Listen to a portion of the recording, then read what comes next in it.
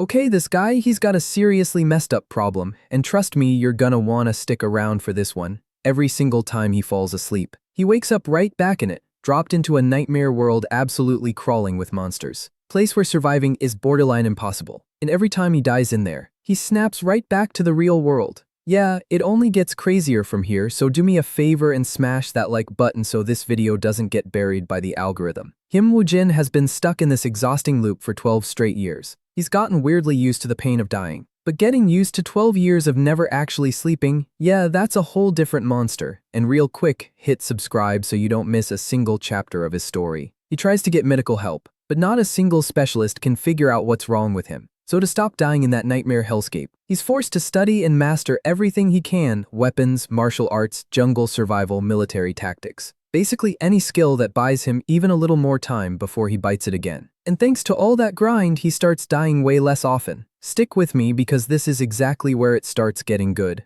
But the core problem, the no-sleep curse, never actually goes away. Every time he gets dropped in there, all he wants is to lie down in a bed and sleep. Just once. Then one day, out of nowhere, his nose starts bleeding. And before he can even process it, everything around him goes blurry and he dies. Right there, sprawled out in a pool of his own blood, he opens his eyes again, For a second, he thinks he finally caught some real rest, but the place around him is way too familiar for that to be good news. He's back in the same nightmare world, except this time there's no respawn, no second chance. And yeah, that's a terrifying thing to realize, especially with a giant lizard monster lurking right nearby. But thanks to a literal decade of experience, our guy knows exactly how to survive this. In fact, he's not the prey here, he's the predator. Moving faster and stronger than ever, he bursts out of his hiding spot and slices the monster clean in half with one smooth strike. And he starts digging through the carcass, hunting for its core. Looks kind of nasty, not gonna lie, but he swallows it whole, no hesitation, no second thoughts. See, it's a unique ability he stumbled onto. Every time he eats a monster core, he absorbs a chunk of that monster's power. As planned, the smart first move was heading toward a brighter area somewhere clear of monsters. So Jin set off for the safe zone, snagging food from the trees along the way. The night passed and honestly, he was kind of loving this change of pace. He can finally sleep soundly whenever he wants. A month went by since he got permanently dumped into this harsher reality, but the adjustment period was short. Dude was already a survival machine. All month he kept pushing toward the light. And just because he could fight more freely now didn't mean he was out here hunting for sport. Risking your life for fun in a place like this would be straight up insanity. Still, some days the urge to throw down just hits different. And wouldn't you know it, that itch always flares up right when he's feeling amped. Today's breakfast was a giant bat. One surprise attack was all it took to drop the poor thing. Same routine as always, he stripped the dead monster down and went looking for the core. This essence sits inside every monster, and eating it gives a hunter the chance to gain new powers. Ever since he made these things his go-to snack, adapting to this hostile world got a whole lot easier. He also picked up another useful piece of info during that first month. According to the ID plate in his pocket, the body he's now living in belonged to a third-class mercenary. And get this, he could actually read the writing system of this world. The fact that mercenaries and ID tokens even existed meant people were actually living, surviving, even thriving in this brutal place. And finally, after a month, he saw the light at the end of the tunnel. Literally. On the edge of the monster-free zone, he was caught off guard by a trap clearly handmade sitting right there on the ground. And that could only mean one thing: people. There were people nearby. Hyped, he picked up the pace and sprinted toward his destination. A few minutes later, he hit a clearing and found a humble little wooden house. Thrilled at the thought of finally talking to another human after a month of total solitude, he knocked and found the door unlocked. He stepped inside carefully and called out to see if anyone was home. On a table, he spotted a leather-bound book. The title read, Chronicles of the Kingdom of Something. Flipping through it, he was genuinely caught off guard because this book laid out the entire history and practical knowledge of the kingdom, basically an encyclopedia, everything recorded with insane attention to detail. For someone trying to survive, this book was straight up required reading. He was so deep into it that he never noticed the owner of the house walk in, crossbow drawn, loaded, and aimed dead at his head. The old man was on full alert with this stranger standing in his living room.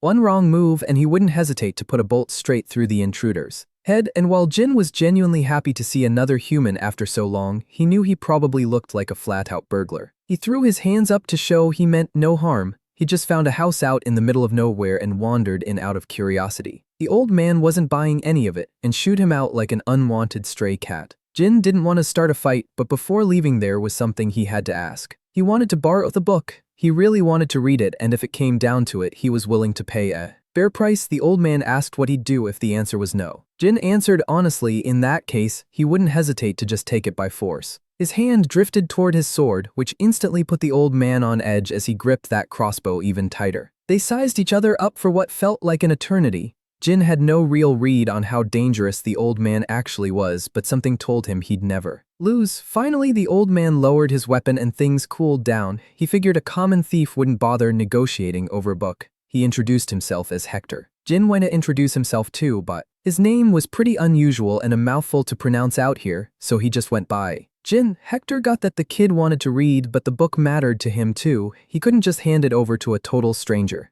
If Jin really wanted to study it, he'd better stick around a while. In exchange for free lodging and reading time, he could help out with some simple chores around the house. Solid deal. One Jin had zero problem accepting, and just like that, he ended up moving in with the old man. Now Hector was rough around the edges, but he wasn't a bad guy. He was even nice enough to cook real meals. That night was the first time Jin had had hot soup in a very, very long time. It was so good that the first spoonful nearly made him cry.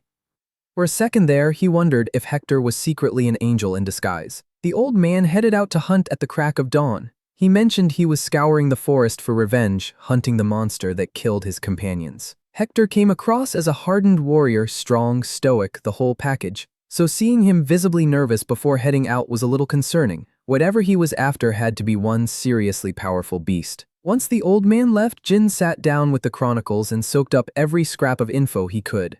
The history of this cursed kingdom kicked off with the Northern Empire, a tale as old as time. Northern king got blinded by greed and laid his hands on a gate to another world. Legend says beyond that gate lies the truth of all creation and limitless power. So the day the greedy emperor tried to force his way through, that's when calamity got unleashed. Every kind of powerful monster came pouring out of that gate.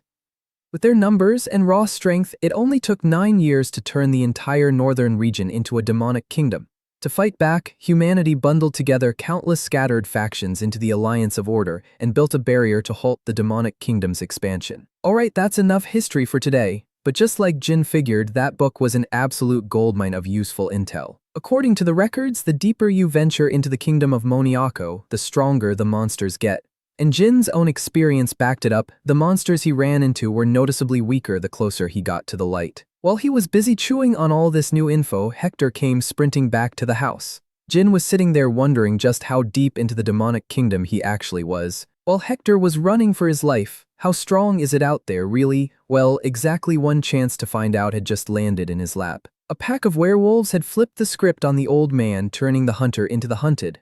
Leading the pack was a bipedal, fur-covered, absolutely savage beast. And surrounding the alpha were countless hungry wolves. A few meters from the door, Hector skidded to a stop and turned to fire off a few bolts, but it wasn't nearly enough to stop his furry pursuers. The alpha shredded the bolts midair with its razor claws like they were nothing. As the werewolf closed in, Hector could feel death creeping closer by the second. Lucky for him, Jin caught the commotion and stepped outside to check it out. He drew his sword and locked eyes on the beast chasing down the old man who'd fed him and given him shelter. Ever the kind-hearted type, Hector yelled at Jin to run, and Jin ran, just not in the direction Hector was pointing. Not a flicker of emotion on his face, eyes locked dead on the beast ahead. Super impulsive, he leapt, covering a massive distance in the blink of an eye. The alpha tried to swat him out of the air, treating him like nothing more than a buzzing fly. Jin corrected that attitude real quick, taking the alpha's arm clean off in a single stroke, flesh and bone exposed. And he didn't stop there. His blade just kept carving until the werewolf alpha was split in two. The rest of the pack couldn't even process what they'd just witnessed. In their eyes, their leader was supposed to be the strongest thing alive. And old man Hector, he was watching this kid with a wild mix of awe and pure fear. Splitting a werewolf in one swing is not normal, like at all. Jin broke the silence by casually asking if the alpha counted as a strong monster. Hector found it bizarre that the kid he'd taken in would even ask something so ridiculous. Everyone in the region knows werewolves are strong, insanely strong. Jin wanted to learn more about these monsters before dealing with the rest of the pack. The wolves were glaring at him with pure rage. He had just killed their alpha after all. Jin figured he'd probably faced tougher monsters before, but with around 40 of these mutts circling the house, he could be in real trouble if he got sloppy. So instead of fighting every single one of them, he figured cutting down the second in command was the cleanest way to shatter their morale. It was easy enough to spot the second strongest dog, aside from the dead alpha, obviously. The big chestnut-furred werewolf was a promising target, and the second Jin raised his sword, a presence of pure death radiated off his stance. The werewolf in question felt that threatening pressure pouring off him and froze, too scared to move. It tried to hold his gaze, staring straight into his eyes, then ultimately looked away like a scared little puppy. The second in command finally moved, but it wasn't winding up an attack. Nope. It spun around and bolted, fleeing for its life and leaving the rest of the pack to fend for themselves. Yeah, the second in command straight up turned tail and ran, apparently signaling the other dogs to scatter too. The pack looked absolutely humiliated by the cowardly move from their so-called leader. Still, they knew there was no beating the human who just torn their alpha apart. Meanwhile, in his own head, Jin was genuinely impressed that the second in command read the room and made the smart call with the threat handled Hector and Jin. Headed back inside, skinned the alpha's body and harvested that ridiculously valuable hide. Turns out there was a bounty on this alpha werewolf's head, 40 gold coins to be exact. With zero clue about the local economy, Jin asked the old man if 40 gold was a lot. The answer, yeah it was. 40 would let you live comfortably without lifting a finger for about 6 or 7 years, and if a trash monster like a werewolf was worth a bounty that big, didn't that mean he could just hunt down more monsters? Whenever he needed cash, stack the wealth, live the good life. Maybe all that suffering over 12 years had been quietly setting him up for something a whole lot easier. On top of the intact werewolf hide, Hector also threw in some jerky, a sack of silver coins, and a map of Pioneer. He gave the kid one task: take the loot to Pioneer Village and sell it to a man named Jakob. He'd already marked Pioneer Village on the map, and he was confident Jakob would buy the hide at a fair price. After all the kindness Hector had shown him over the past few days, Jin felt awkward accepting something this valuable. But Hector insisted he was just paying the fair price of revenge. He'd told the kid he had a grudge against that beast, remember? He thanked his mysterious guest for finally pulling off what he hadn't managed in years and just hoped their paths might cross again someday. Jin shook the old man's hand and gave his thanks right back. The next morning, the hide was packed up and he was good to go. He'd actually grown fond of the slow, peaceful life with Hector, but it was time to head back out into the wild. As he made his way toward the spot marked on the map, he was being watched by a familiar face. The cowardly werewolf was tracking his departure with obvious unease. Something was clearly on the beast's mind. Pioneer Village wasn't too far, a full day's walk, and he arrived at the first walled settlement he'd seen since stepping into the kingdom of Moniako. He got into town without a hitch after flashing his mercenary ID, honestly pretty well stocked for such a small village. The locals, though, not exactly rolling out the welcome mat for newcomers. The dismissive stares he got were anything but warm. He chalked it up to being a stranger in a strange land. Everyone here was on edge. And honestly, who could blame them? In a world like this, people can be way more dangerous than the monsters, so to get info straight from the source. He headed to the bar and blended into the crowd no problem. Jin parked himself on a bar stool and the bartender slid him a drink. He wasn't there for the booze, though. What he really wanted was intel on a guy named Jakob. At the mention of that name, the man sitting right next to him perked up with immediate curiosity. While slicing up an apple, the guy introduced himself as Jakob. Jin's first impression, total scammer face, like textbook. Reservations aside, Jin said Hector had sent him to sell a werewolf hide. At that, Jakob set down his knife and apple and stood up. He assumed it was Hector who'd killed the werewolf. And Jin didn't bother correcting him. After inspecting the goods, Jakob confirmed the hide was the real deal. By now, every single eye in the bar was glued to that wolf hide on the counter, and the shock wore off fast, replaced by something a lot uglier. Without a word, the crowd circled him, weapons drawn. Looks like Hector had been getting played by Jakob this whole time. This swindler casually toyed with the hide and told the kid to get lost and leave the loot behind. Jin sighed, should have trusted that scammer radar faces never lie after all. Still, he tried to negotiate like a civilized person.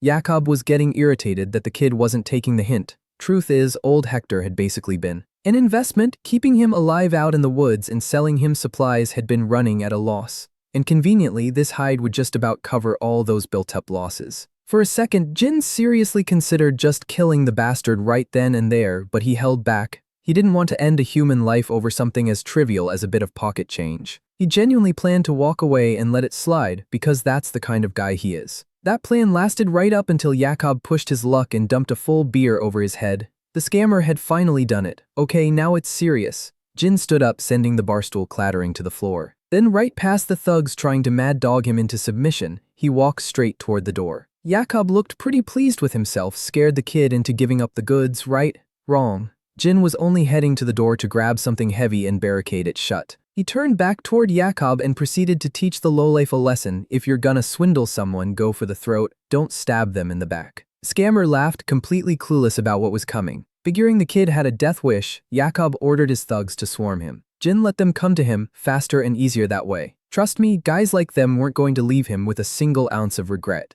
Jin intercepted the nearest thug, who lunged at him with some genuinely sloppy technique. The counter hit so hard the shockwave rattled all the way up the man's arm and into his knife. And while the guy was still stunned, gutting him and spilling his insides was effortless. The next wave of thugs started dropping like flies. A big dude with an axe came swinging with impressive force, but garbage timing and technique. Jin's response? He flipped a nearby table to bury the big man under heavy furniture, and while the brute was struggling to shove the table off him, all his strength drained away the second. It came crashing down on his skull. Jin was racking up kills like he was taking a casual stroll through the park. Jakob watched the kid he'd tried to rob and murder and realized, yeah, he was absolutely not built for this. A fighter this strong in such a tight space, there's no way Jakob wouldn't have heard of someone like this. At this rate, his thugs were all going down and he'd die for nothing. The fastest thug in the bar went for a dual-blade flanking attack and got both arms taken off before he could even touch him. The bald brawler was up next. Jin dropped him with a shoulder bash and literally drove his fingers straight into the man's chest. Then, to close it out with an absolute fatality, he split the brute's top and bottom halves apart in one clean cut. It took him under a minute to wipe out an entire gang in that bar. Jakob tried to stir up chaos, screaming at his remaining men to run, hoping to slip away in the confusion. But the door was barricaded, so Jakob and his last few thugs hurled themselves through the glass windows just to escape. Could they have actually gotten away if not for one more little surprise? Outside the bar, a red, rabid wolf was waiting for them. None of this made any sense. Why would a monster this fierce be prowling inside the village? The shock of the wolf's sudden appearance bought Jin just enough time to catch up. A victim on one side, the wolf closing in from the other. Nowhere left to run. Jin looked at the giant dog and recognized that shrewd little coward from the day before. The wolf's eyes lingered on him for a long, long moment. Jin coldly asked whether the dog had come to die alongside the scammers. Shameless, just like the day before, the beast curled up in fear under Jin's gaze. To prove it wasn't there to start anything, the wolf whimpered and flopped onto the ground, belly up. It was panting and wagging its tail like a well-trained house dog right in front of him. Yeah, the dog was rolling around in the grass like an absolute good boy bursting with energy. Surviving thugs were just as confused and terrified by this bizarre turn of events. Jin was getting pretty annoyed by this whole dog act. He didn't have time for this, but since the thing was clearly trying to get his attention and wanted to be adopted, he decided to throw it a quick little test. He pointed at Jakob and the thugs and ordered the wolf to bite. And just like that, the sweet, energetic puppy vanished. In its place stood the terrifying beast that ruled those surrounding forests, absolutely Thanos level. The wolf dismembered the thugs without a shred of mercy, biting into their faces and dishing out the maximum possible pain. Jin liked seeing the dog act like a true predator instead of putting on the cute act. Jakob cowered in terror while his lackeys got torn to pieces. The wolf bit into flesh and stained the ground red. The scammer was frantically scrambling for some kind of plan to get out of this. If only Jin were just a dumb brute with no brain. Thinking he could still walk away free, he apologized over and over, dropped to his knees, begged for mercy, and swore he'd do absolutely anything to be forgiven. Of course, it was all just a performance to buy time and plot his revenge later. But Jin wasn't stupid. He pressed his blade right up against the scammer's skull just enough to draw a little blood. The man didn't dare twitch a single muscle. He'd been dead wrong about this kid. If there's one thing Jin hated, it was being treated like a pushover. Well, he used to be one. Back then he was. Back on Earth, his boss had been giving a full masterclass on how to apologize for delayed paychecks, claiming the factory just wasn't doing well, and back then Jin was a total pushover who didn't want to make waves, so he just accepted it, showing that weakness was a mistake. Once his boss realized he had no backbone, the salary that was already weeks late got pushed another month, then several months, and eventually he was basically working for free. It got so pathetic that the manager dropped even the act of apologizing and just started yelling at him every time he asked for his pay. As always, the guy preached about sticking together through hard times, even though his golf clubs were brand new. In the end, Jin got branded selfish, and the treatment only got worse. He never wanted to live like that again. Jin turned his back on the scammer, reflecting on that hard-earned lesson, and predictably, Jakob seized the moment to try something. He yanked out a short knife hidden at his waist and lunged. The bait worked, just not the way Jakob planned. Jin spun around fast, read the surprise attack with total clarity, snatched his wrist and held him upright right within striking range. People like this who don't even understand the word remorse. The world would genuinely be a better place with one fewer person like that. He drew his blade and took the scammer's head clean off, gorier than anything out of a Tarantino flick. In this life, Jin swore he'd never let himself be taken advantage of again. With the entire gang and every lingering threat dealt with, he turned his attention to the dog that had pitched in. Now what was he supposed to do with this guy? Judging by all the groveling, the dog seemed fully committed to sticking around. It even trotted over and delivered the bag of stolen coins from Jakob's corpse. The message was crystal clear: this dog wanted to come with him. It stayed glued to the man who'd killed its alpha. The big guy seemed smart enough, and if that was the case, the two of them should get along just fine from here on out.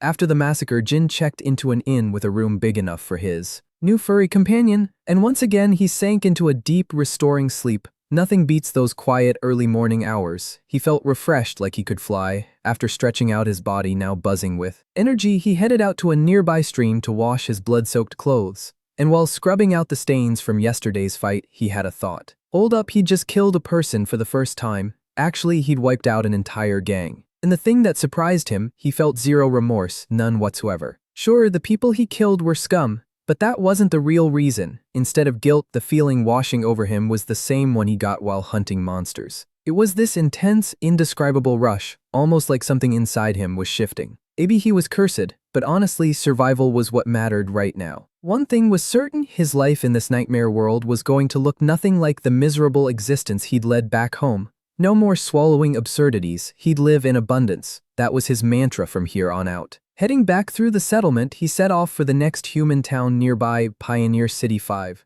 He still needed a buyer for that werewolf hide. For now, he told the dog to stay close but out of sight, a wolf-like that would draw way too much attention inside the city. According to the chronicles, he'd need to visit the nearest Alliance of Order branch to cash in monster bounties. And the city should have a branch office. It didn't take him long to track the place down. Stepping into the clean, well-kept building in the heart of the city, he spotted a bored-looking employee at the reception desk, which pretty much confirmed he was in the right place. He dropped the werewolf hide on the counter, only here to collect a bounty. The employee looked thoroughly unimpressed, probably figured it was some kind of joke with a plain old dog pelt. Then he caught sight of the full head of a dead werewolf and his eyes nearly popped out of his skull. This time, Jin didn't deny being the one who killed it. He was escorted to a separate room and politely asked to wait. A few minutes later, another Alliance employee walked in. Given the size of the bounty, they had to verify the hide was authentic. The experts confirmed it was the real deal and authorized the full, generous reward. This many gold coins in a single sack, enough to live comfortably for 6 or 7 years.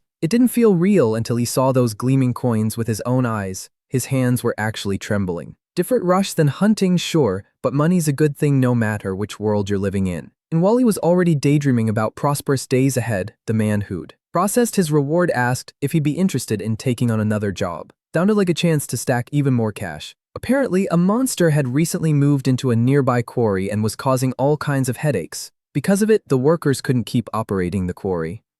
And with the bloodstone mining operation shut down, money stopped flowing through the city, pushing it right to the edge of financial ruin. Their intel suggested the monster wrecking, the local economy was tougher than a wolf, and Jin might just be the right man for the job. Turns out the monster known as the Mad Skull had taken over the quarry. This giant boar carried a bounty of 70 gold coins. Jin had actually read up on this creature in the chronicles. And he'd faced one before. As the name suggests, the Mad Skull has a nearly unbreakable skull. But its most annoying trait is its relentless aggression. A werewolf doesn't even come close in terms of endurance and raw strength. In fact, it took Jin a full month to kill one for the first time, dying 28 times across 28 nightmares before he finally cracked it. With all that in mind, he took the job without a second thought. His next target was locked in. The day after gathering all the intel he needed, Kim Woo-jin set out for the quarry. He'd heard mining had completely halted thanks to monster activity. Even so, the atmosphere of an abandoned quarry was deeply unsettling. Definitely not the kind of place you want to linger in for long. Wanting to wrap this up fast, he headed for the massive mining tunnel, but got stopped before he could even step inside. Outside the tunnel was a group claiming they'd gotten there first. They were gearing up for battle, so they suggested Jin wait his turn. He was instantly annoyed at the idea of a bunch of strangers telling him to stand in line. To hunt a monster? The group's leader floated the idea of teaming up to save time. Clearly a mercenary crew. If these mercenaries were good enough to take down the Mad Skull, then this whole trip would have been for nothing. And he didn't want to fight people who were just out here trying to Make a living, even if it meant splitting the loot. Keeping the peace and working together might be the smarter call. Still, he knew better than to trust a bunch of strangers too easily. Throwing a little attitude, he pressed the mercenaries on why they'd want to recruit someone they knew absolutely nothing about. The red-haired leader laughed and admitted a little sheepishly that he was the type who values safety over raw firepower. He'd taken one look at the lone hunter and could tell he was strong, and that'd be a serious advantage for the group. Still keeping that hint of hostility, Jin asked how exactly he'd sized up his strength. The redhead just pointed to the side and said a weak master wouldn't have a wolf tagging along.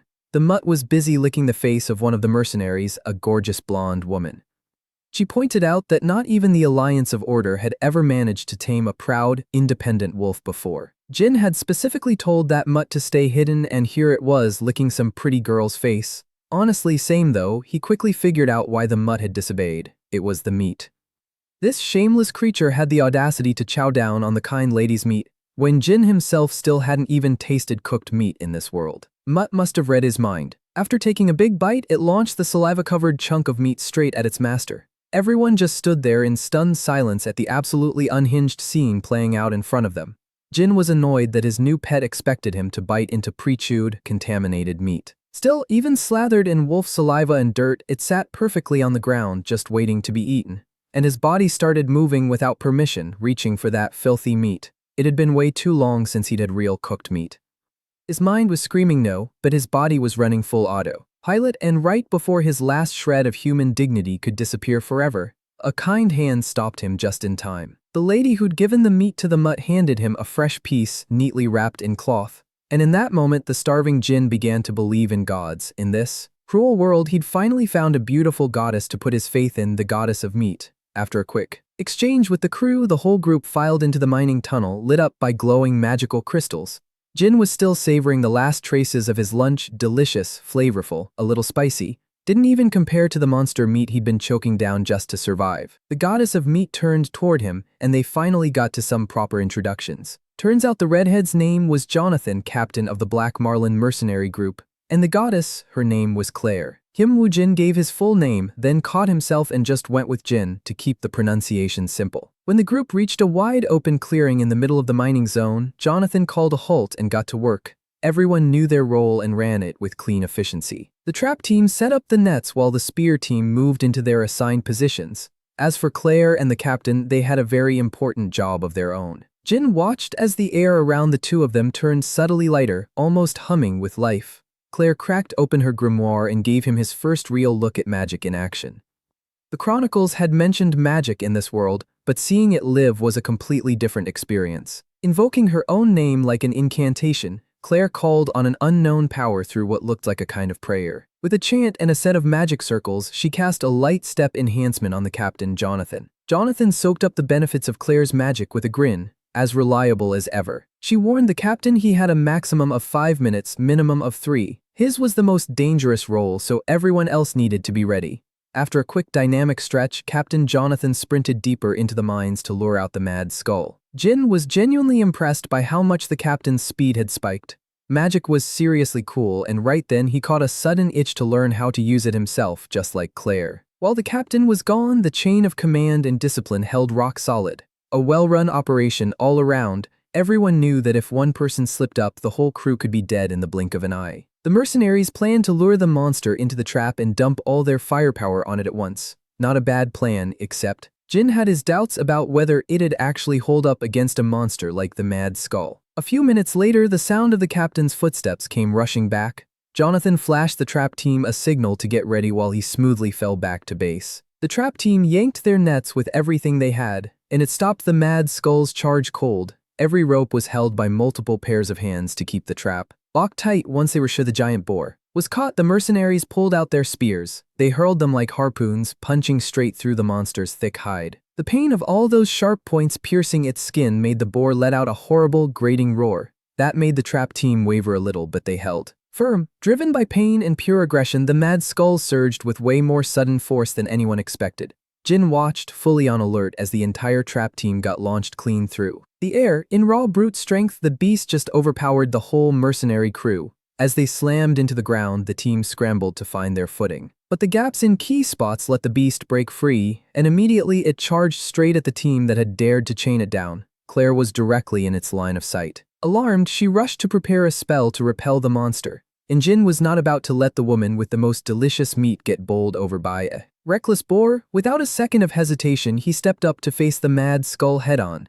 The overwhelming force threatened to launch him too, but he poured out his own aura and stopped that violent charge with his bare hands. Claire saw what he was doing and immediately warned him it was reckless. He didn't listen, and he didn't need to. He might be one of the very few people alive who actually knows how to bring down a mad skull. He shoved the tusks aside with force, carving out an opening, and the second that gap appeared, he went for his sword. He slashed, aiming straight for the monster's jaw. Unfortunately, even stronger than before, he still didn't quite have the raw power to finish it in one blow. Naturally, the mad skull outclassed him in brute strength, and it recovered shockingly fast. Those deadly tusks refocused, and Jin saw his guard was down. And just as he was about to get brutally gored, backup arrived right on time. Claire granted him a light step, letting him dodge the boar's attack. And feeling magic for the very first time left him stunned. His body felt so much lighter, like dropping a 30-kilo backpack off his shoulders. With this, taking down the mad skull in the cleanest way possible should be totally doable. The rest of the Black Marlin crew gathered around, offering to help,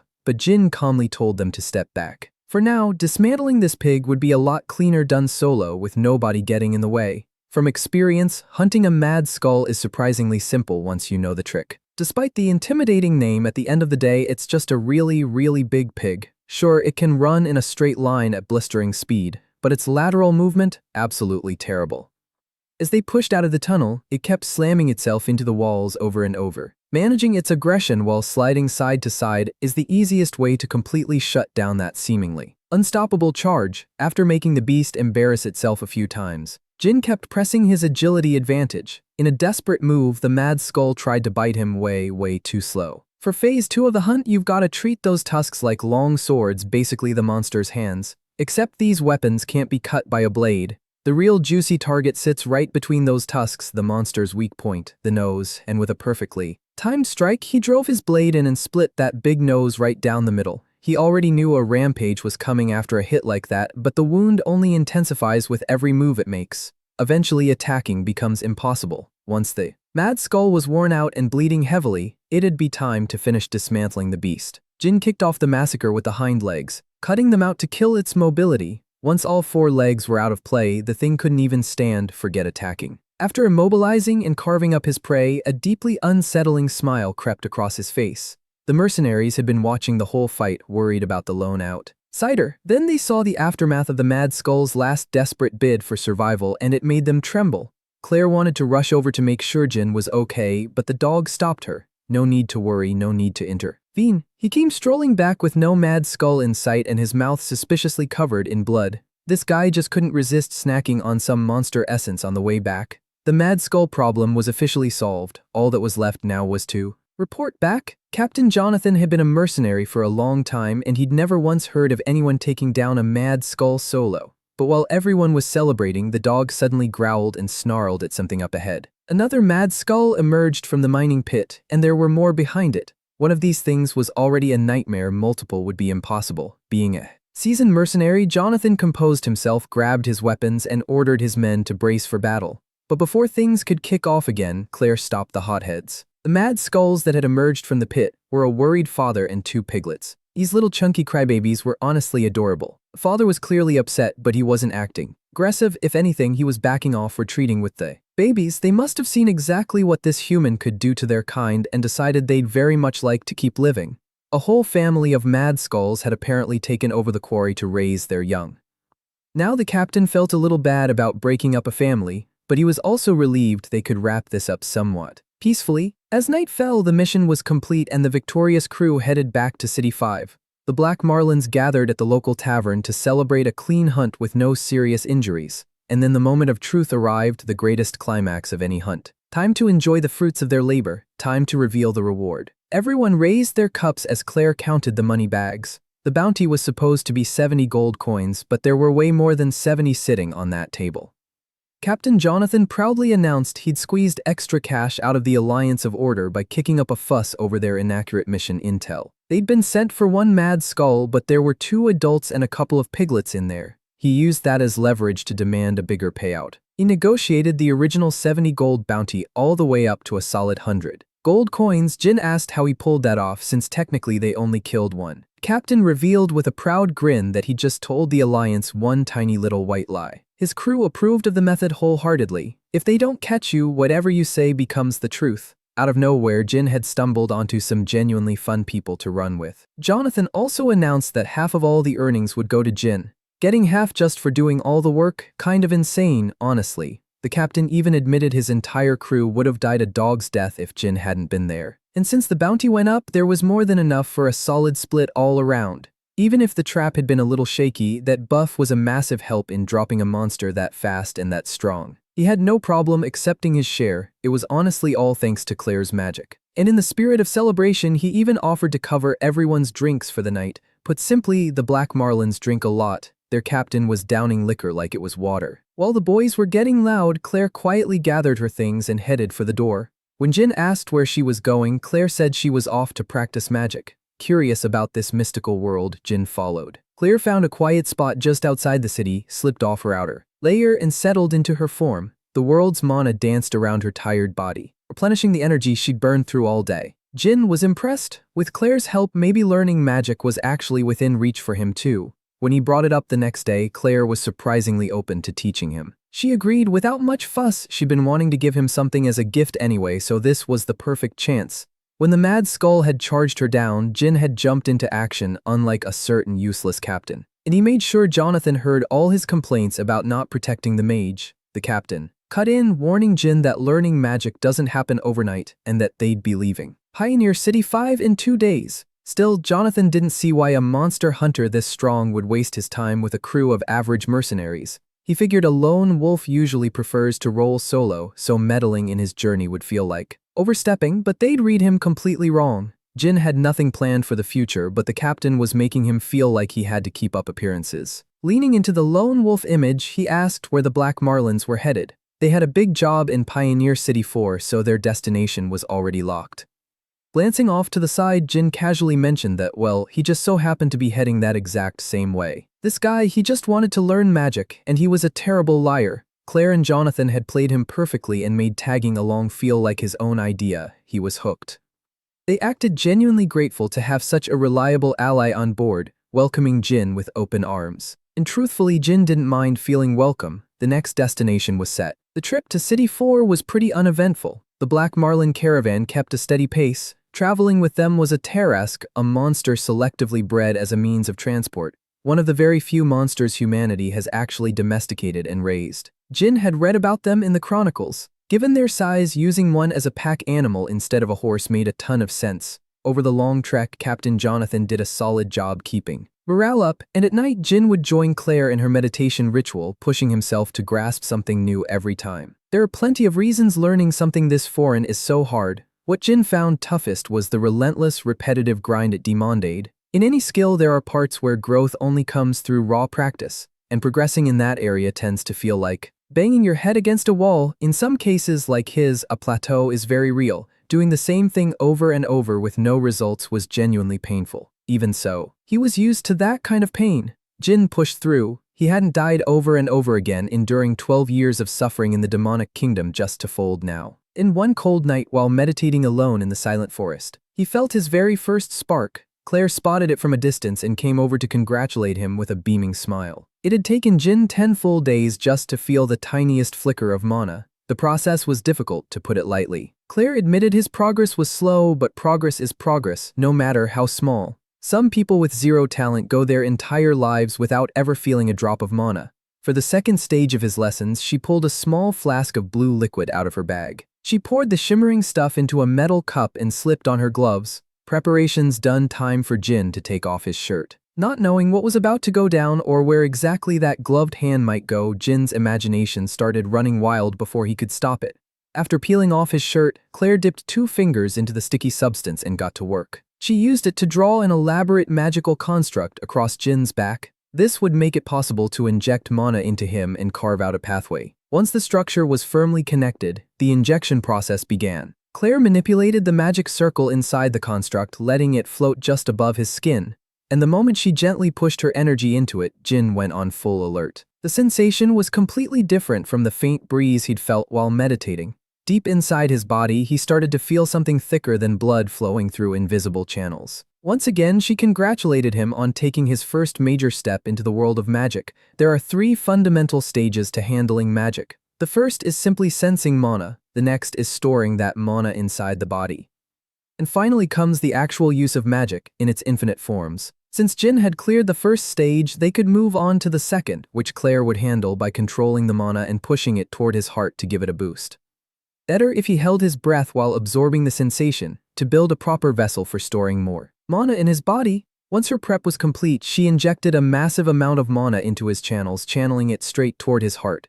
And suddenly, Claire felt like an insect being hunted by a dangerous wild predator, a primal, deeply unsettling presence, ancient and utterly without mercy. It consumed its prey without pity, leaving the poor victim screaming in agony. And once it had taken the life of its quarry through pure predation, the presence turned.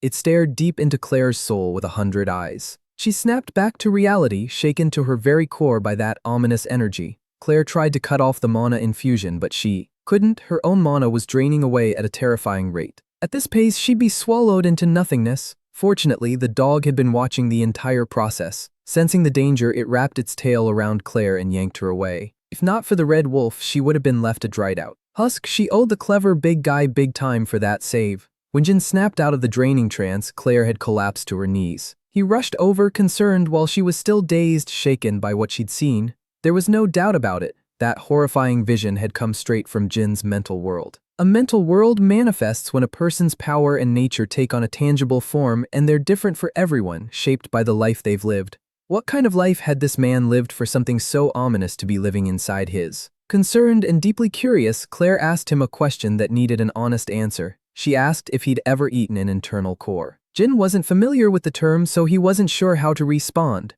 Claire explained that internal cores are the crystals found inside a monster's body, what he'd been calling monster essence. Seeing no problem with it, he admitted he ate them from time to time. Genuinely worried about his physical and mental health, she asked just how many cores he'd eaten. Since he'd been using them as his primary food source while hunting, he figured he'd probably eaten tens of thousands. And he saw zero issue with that. His stomach had never once complained about his diet.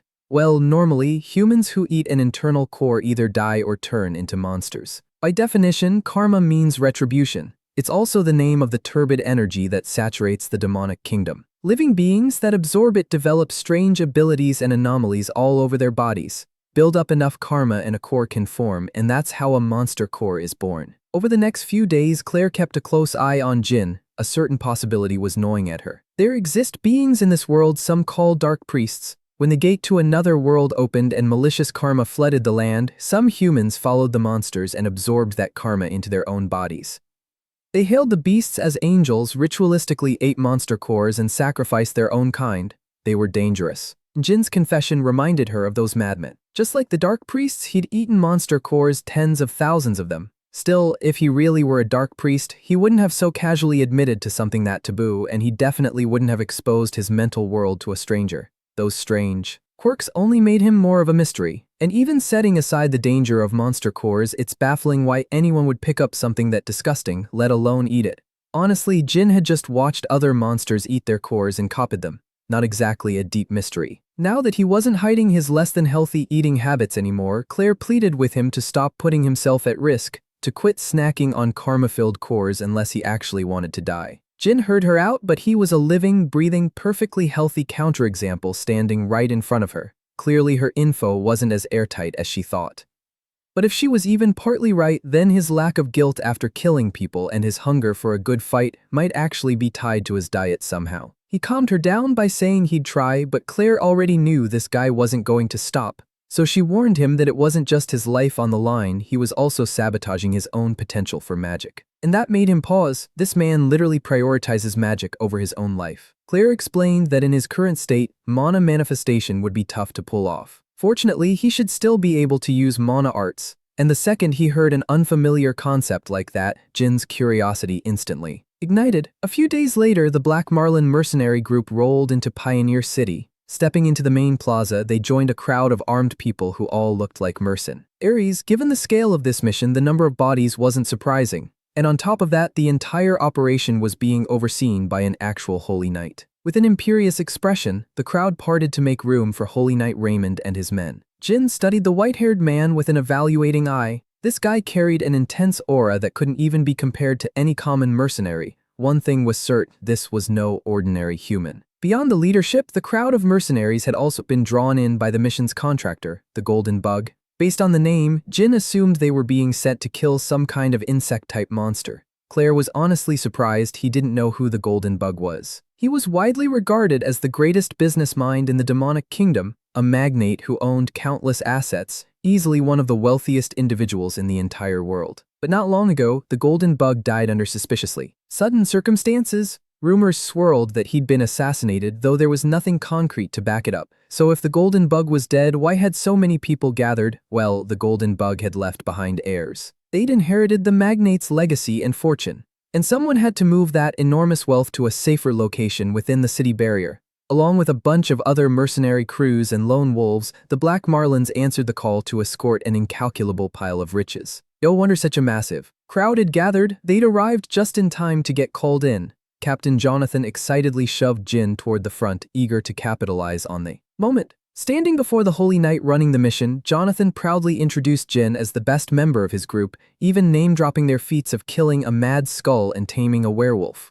Rumors about their accomplishments had already been spreading among the other hunters. They were calling him the Head Crusher. Of course, Jonathan had been the one quietly stirring up that buzz without Jin even knowing. A little notoriety goes a long way. Holy Knight Raymond looked him over and awarded the Black Marlin mercenary group a 100 gold coin contract, departing the following day. Moment the sun rose, the sharp-minded captain was pumped. They'd locked in 100 coins just to move cargo alongside other mercenaries. Jonathan knows how to play the game. Half the payments for the actual work and the other half is purely for the name value. Thanks to Jin's growing fame as the Head Crusher, they secured a premium rate. As the name implies, people believe Jin makes a habit of crushing the heads of every monster he faces. Whoever came up with that nickname clearly had questionable taste in branding, but as long as they paid well, Jin didn't much care about a reputation. Besides, this mission would bring him one step closer to learning mana arts. Before the expedition, the mercenary group's quarters were absolutely buzzing. Put a bunch of brutes under one roof and they'll form a fight club in no time. Some mercenaries were just itching to hit somebody, so naturally they went at each other. Claire was off in the corner making sure Jin knew exactly what he was getting himself into. Fists wrapped, he was ready for the next round. She mentioned that Holy Knights are famous for their mastery of the mana arts, so Jin's plan tonight was to catch Raymond's attention and earn a shot at learning from an expert. According to the chronicles, Holy Knights respect strength above all else. So if he could get Raymond to recognize his ability, he should get proper treatment, and tonight, with everyone watching, that shouldn't be too hard to pull off. This arena was where fighters put their reputations and auras on the line, the perfect stage to catch the eye of a powerhouse. In his first fight, the opponent was eager to close the distance. A close-range brawler, and without even blinking, Jin read the telegraphed move and countered, shattering the poor guy's jaw with what barely registered as a light tap. Playing it up for the crowd, he grabbed the dazed opponent's head, and living right up to his terrible nickname, he started driving the man's skull into the ground with his own forehead. The crowd ate up every single second of it. The name Head Crusher was genuinely earning its keep. His first fight alone should have already grabbed the Holy Knight's attention. But Jin wasn't satisfied with just that. The real show was only getting started. For the Holy Knight to take him seriously, he planned to stack win after win until he simply couldn't be ignored. So Jin worked through mercenary after mercenary, putting on a brutal display. They'd labeled him the Head Crusher, so he just kept crushing heads. After dropping a long string of fighters, Holy Knight Raymond finally rose from his chair and started watching closely. There were more than a dozen motionless bodies on the stage. The operations leader couldn't stay quiet any longer. If that Raymond guy was a real knight, he was probably itching to knock a cocky mercenary down a peg. And sure enough, the Holy Knight called on his man Rex to shut down the Head Crusher's winning streak. Knight Apprentice was annoyed at being ordered to fight a mere mercenary. So far, Jin's plan was going exactly as expected. The show was heating up. In response to the Holy Knight's call for a match between a Knight Apprentice and a low-ranking mercenary, Jin declined. This was how he planned to negotiate and learn mana arts entirely on his own terms. Claire and Captain Jonathan were struck completely speechless. The crowd that had been cheering for the Head Crusher couldn't believe what they'd just heard, and as expected, Rex the Apprentice was furious. If anything, he was the one who wanted to be doing the rejecting here. Holy Knight Raymond asked if Jin was injured from his string of fights. Jin clarified that he was in perfect condition. Raymond had offered him an out and he didn't take it. So now he was being asked to give a valid reason for declining an honorable duel.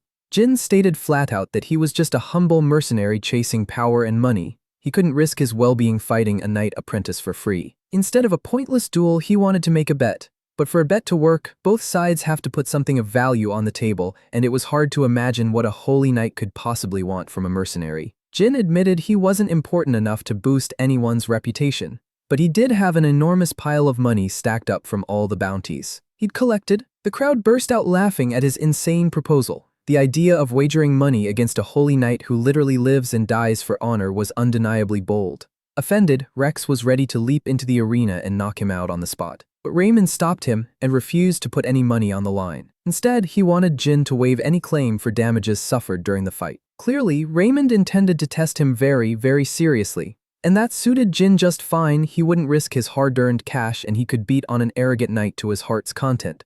He agreed on the spot, deciding to hold his conditions until after the hard-fought finish. Rex wrapped his fists and stepped into the arena, shooting a contemptuous glare at the bold mercenary. They sized each other up, locked eyes the way fighters do, and as expected to hype up their boy, the mercenaries cheered for the head crusher. Some even bet their entire fortunes on his win. Claire was worried and urged him to signal if it got too intense, but there was no need for that. He just shrugged and said nah, he'd win. Rex got the green light from his boss to go all out. Raymond acknowledged that the man known as the head crusher wouldn't be an easy opponent. And from the very start, Rex circulated mana through his muscular body, and those who recognized the activation of mana arts instantly lost all hope for Jin's victory. Rex planted a heavy step and closed the gap in an instant. Jin clocked exactly how dangerous that speed was. This red-headed brute was operating on a whole different level compared to the guys with no mana. Rex's explosive attack was refined and backed by tremendous force. Almost a shame this was just a spar. Take a clean hit from something that powerful and you could easily end up losing your head. Experiencing mana arts at this close a range, his interest in the concept spiked.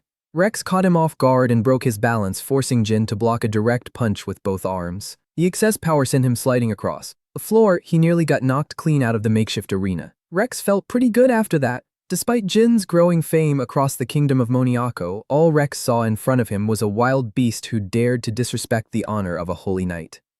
And the confidence of the crowd in the head crusher was evaporating fast. Even Captain Jonathan was sweating over all the money he'd bet on his boy. Claire might have been the only one actually worried about his well-being, while Raymond just watched in silence. Rex ramped up his speed and threw punches without mercy. And despite the advantage clearly sitting on his apprentice's side, Raymond couldn't shake a strange feeling. When Jin had fought the other mercenaries, he never dragged it out, just dropped them with savage brutality. For some reason, against Rex he was moving in an extremely passive way, like a man with an ace up his sleeve. Rex didn't pick up on it at all. He figured it was just a matter of control and started using his magic at range, launching ult attacks. Jin deflected them with his bare hands, no trouble, sending collateral damage flying everywhere. Nobody had ever seen someone swat away a holy knight's magic barehanded. Jin was methodically cataloging the apprentice's entire arsenal and measuring the full scope of his power while testing his own resistance. Then, catching Rex completely off guard with a sudden shift, Jin landed a hit that left him gasping. It was a normal strike, no magic behind it at all, but the damage was real, and Raymond realized that Jin hadn't been playing it safe at all. He was just enjoying the fight. Jin was pleased to see the apprentice tanking the damage.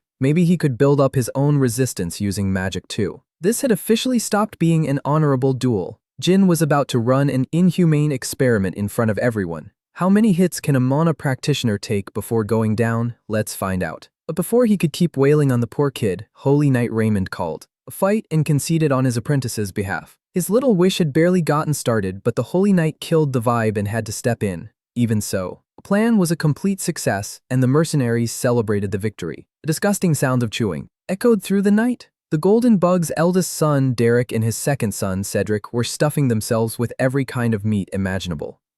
Derek blamed the Alliance for the delays, griping that the Order's whole operation was all talk and no action, despite all the money his family had poured in, so there was nothing to do but eat well. All they could do was pray their changing bodies would hold out until midday. The next day, the mission kicked off along with Jin's magic lesson, courtesy of Holy Knight Raymond. Anyone with a bit of talent can use it, but there are levels to this, some say. Mana arts are basic techniques capable of splitting mountains. Raymond's Holy Slash is still far from that level, but it's a beast of a move. After demonstrating his skill to his audience, he sheathed his sword. Rex was Raymond's biggest fan, practically vibrating with excitement, calling him the radiant hope of all knights. Raymond never had the patience for that kind of praise. Watching from the sideline, Rex's unwavering loyalty to the Holy Knight reminded Jin of a certain fluffy someone. Raymond's technique had cleaved a massive tree in half with ease. Still, Jin wasn't exactly blown away. What he could pull off would be even stronger and way more spectacular. After the demo, Raymond asked him to focus and give it a shot. He explained how to flex the arm, make the veins rise, and contract the muscles correctly.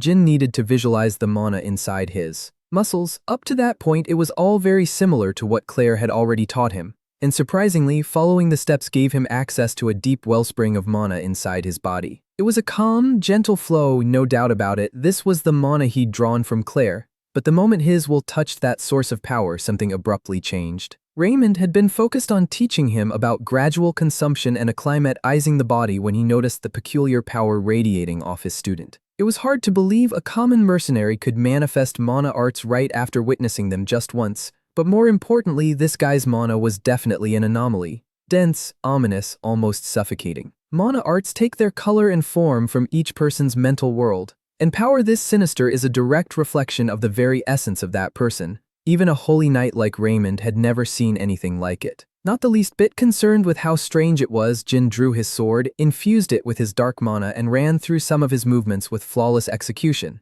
His skill level was still low, every move felt inefficient for the effort it took, barely worth the trouble.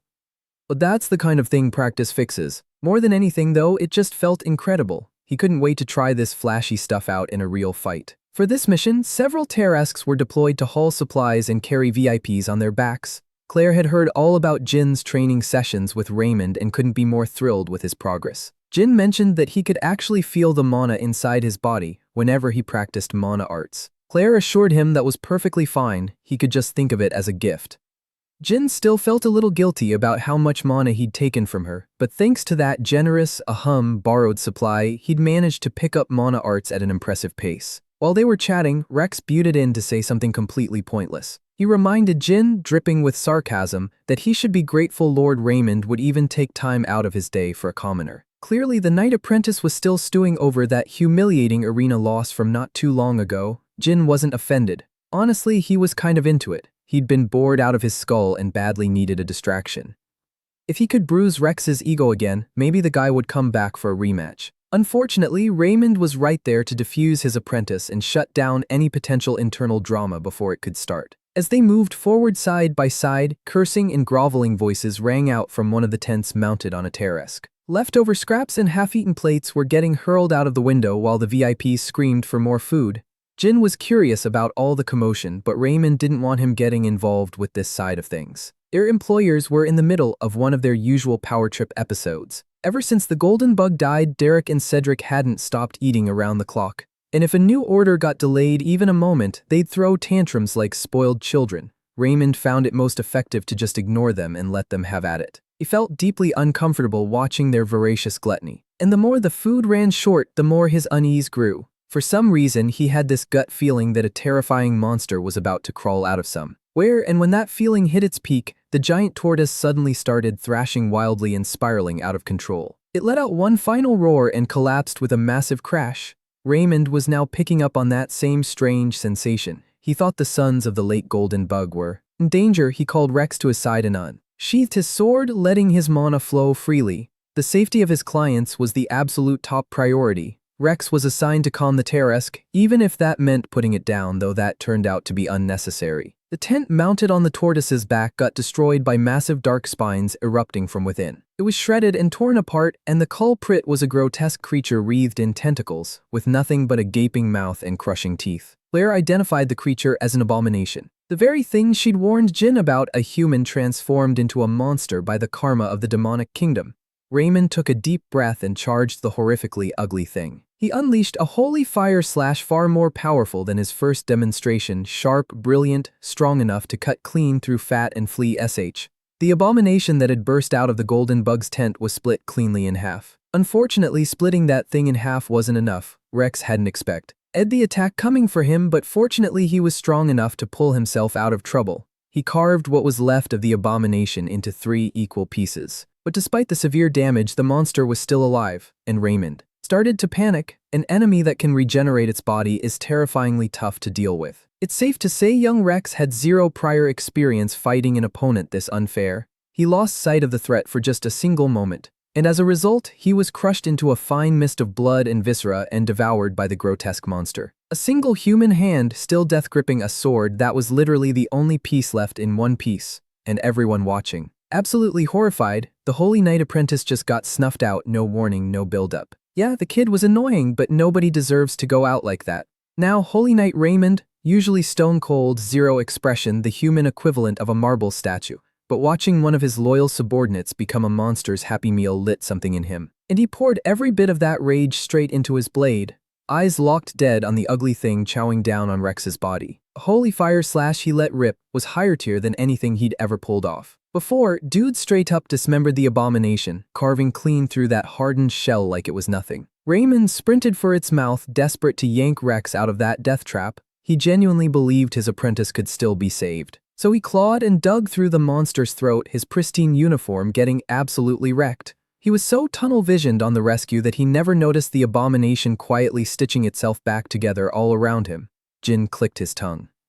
Looked like he was gonna have to step in after all. Classic. The reformed tentacles lunged to restrain and trap the Holy Knight, but Jin sliced clean through them and hauled Raymond out of the danger zone. A little late to the party, sure, Raymond walked away with just some minor scuffs on his armor. With the Holy Knight benched, some of the mercenaries started losing the will to fight. I mean, watching that thing writhe and regenerate no matter how hard you hit it, yeah, that'll absolutely nuke your morale. This was the first abomination Jin had ever run into, a problem he filed under deal with later. Right now, priority 1 was neutralizing the threat, and at full speed this thing was basically untouchable, with its seemingly immortal constitution. This was shaping up to be a war of attrition, so Jin made the call. Keep stacking damage while bleeding its energy dry. He knew exactly when to block and when to redirect incoming hits, but even so, this thing kept coming at him from angles he couldn't predict, constantly throwing off his footing. Sure, none of them could match the Head Crusher's solo firepower, but the mercs had numbers on their side, and Claire was holding it down from the back line. And honestly, Claire's magic turned out to be a low-key MVP. Stopping the scattered pieces from reassembling was a total game changer. Suddenly, the whole battlefield evened out. Jin was glad to see the mercenaries actually pulling their weight. The abomination, on the other hand, was fuming. About not being able to regenerate, its energy shifted, the flesh peeled back. It revealed a bunch of horrifying faces underneath, and those faces almost definitely belonged to the gluttonous sons of the golden bug.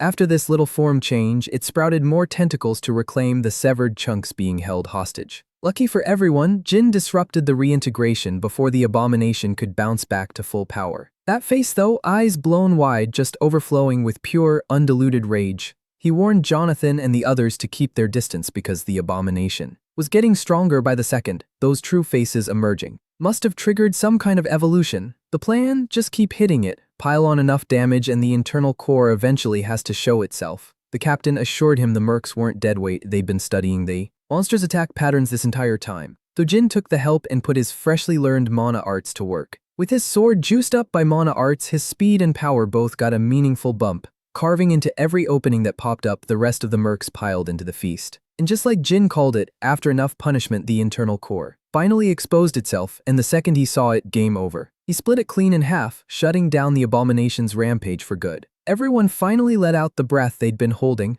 Holy Knight Raymond came to just in time to catch the ending. What a useless leader, honestly. Everyone celebrated, and rightfully so. Once word got around about their part in dropping a terrifying abomination, their rep was about to absolutely skyrocket, and while the mercs were busy cheering and riding the high, Jin quietly slipped away with the internal core. And without a single soul noticing, a certain, let's call her a sexy nun, had been watching the whole fight from the shadows. She reflected on it in the end. Derek and Cedric were no better than their useless father. That whole family was completely worthless for her cause. But her interest had already pivoted hard toward the guy who just torpedoed her plan. She was curious, who was he, and why'd he walk off with the internal core like it was nothing? No big deal at all. Anyway, after a day packed with chaos, the caravan made camp for the night in a clearing. While everyone else got cozy in their tents, Jin preferred the open air.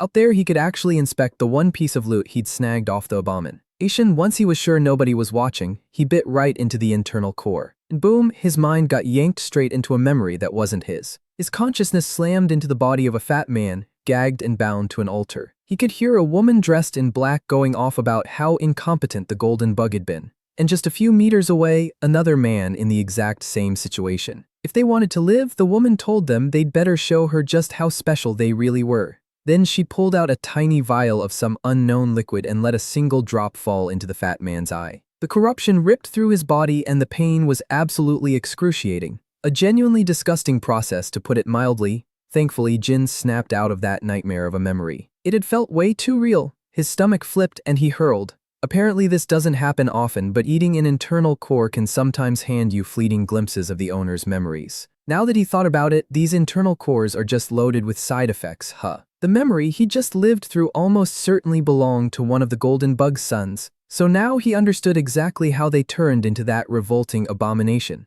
Claire had once told Jin that abominations are basically a karma overdose, which meant that liquid the witch lady used had to be some kind of concentrated turbid karma. Real talk, there was a solid chance he just witnessed a dark priest in action. While he was deep in thought, Claire walked over time to move out. Seeing the kid drenched in sweat and pale as a ghost, she instantly clocked that he'd eaten another internal core despite all her warnings. He hesitated to tell the others what he saw. It could spark some serious misunderstandings. Keeping it on the down low until he knew more was definitely the safer play. And without ever tripping Jin's sharp senses, the woman from that vision kept watching him from a distance. The witch tracked his every move, trying to figure out what exactly this guy was scheming. It genuinely confused her. Some random dude out here eating raw internal cores while working for the Alliance of Order. Make it make sense. She wondered if their paths would cross again, and when that day came, whether they'd stand as allies or enemies. When the sun came up, Holy Knight Raymond held a funeral for everyone who'd fallen in the attack. He offered up his prayers to the god of harmony. Raymond paid tribute to his apprentice Rex, honoring his bravery and his devotion to peace. All he could do now was hope Rex's death hadn't been for nothing. Jin had fought beside the kid once, and even if their interactions were far from perfect, it was a shame he had to die so young. Then Raymond looked up and spotted the aura of a red wolf perched atop a cliff backlit by the rising sun. He bowed, respectful and grateful, toward the majestic beast. Jin asked Raymond what on earth he was doing. According to the Order of Holy Knights, the red wolf is considered the closest companion of the god of harmony, so its appearance at Rex's funeral had to mean was offering them comfort and recognition. Jin, completely deadpan, explained that the dog was just his pet. To Raymond's ears, those words landed like straight-up blasphemy. Calling a sacred red wolf a mutt insulted everything the man believed in. So to clear up the misunderstanding, Jin shot his pet a look. Drop the act and get down here. The mutt bounded off the cliff and planted himself proudly in front of his master. Far as Raymond knew, red wolves were supposed to be completely untamable. Jin casually dropped a bit of lore. He just killed an alpha werewolf one day, and the annoying mutt had been tailing him ever since. In all his years roaming the demonic kingdom, Holy Knight Raymond had never met anyone as bizarre as Jin. He glanced at the mutt, then back at its master, and asked for a small favor. If the red wolf didn't have a proper name yet, it'd be an honor if Jin named him after Rex. For one, red wolves are sacred in their order, so calling one a mutt stings just a little. And two, he wanted Rex's will, the will of a man who fought relentlessly against evil, to keep on purifying the entire kingdom of the demonic kingdom. Even though Rex met an early end, that loyal apprentice never once let go of his sword, right up to his final breath. It would be an honor for Rex's legacy to live on through a sacred beast. Jin had no objection, least he could do for the poor kid. Though he turned to his pet and asked if he was cool with it. Mutt was on board too, so no problem there. And from this day forward, the mutt would be known as Rex. Now that the funeral had wrapped, an old man strolled up and asked if he'd come at a bad time. Raymond recognized him instantly, the blind, bald elder. Just from the old man's aura alone, he could tell this guy had to be one of the highest authorities in the region. This weathered old man was none other than the elder of Pioneer City 3. Led by Holy Knight Raymond, the survivors of the failed mission greeted the elder. The old man politely apologized for intruding during such grieving moment, but he'd come because an investigation was needed into the deaths of the Golden Bug's sons. And from his tone, he seemed to be hinting that Cedric and Derek's deaths might have been orchestrated by the very mercenaries hired to escort them. Jin thought the suspicion was fair. Honestly, their clients died while hauling an absolute fortune. Naturally, the finger points at the folks who risk their lives for Moan. On the daily, Raymond was ready to testify and back his men with hard evidence. The elder had zero issue with that. What really gnawed at him was how the heirs had transformed into abominations. Walking beside Jin, the elder remarked that he could smell the stench of a dark priest all over this whole mess. And if that wasn't blunt enough, he turned to Jin by name and asked for his take on it. Jin did not like the implication being suspected of being a dark priest didn't sit right with him at all. By the end of the day, the caravan rolled into Pioneer City 3. Jin and Raymond got brought to the Britra Arena, a fully decked-out training ground built for a decently sized army.